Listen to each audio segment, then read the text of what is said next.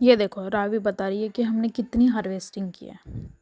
तो हमारे कुछ आम टूट गए थे जो हमने अपने हाथों से तोड़ लिए थे, लेकिन कुछ कुछ जो आम थे वो बहुत ज़्यादा स्ट्रगल कर रहे थे यहाँ पर, जिसे हमें तोड़ने के लिए एक नया सा एक गैजेट बनाना पड़ा, जिसमें हमने एक सीमेंट की बोरी ली है, जिसमें एक हमने लकड़ी ली है, जिसको हमने एक तार से गूंदा है, मतलब राउंड राउंड किया है। उसके बाद में फिर हमने ये तोड़ा है आम। ये देखो कितने प्यार से। ये देखो रावी हार्ट दिखाते रहती है आजकल, पता नहीं कहाँ कहाँ से सीख लेते बच्चे आजकल के।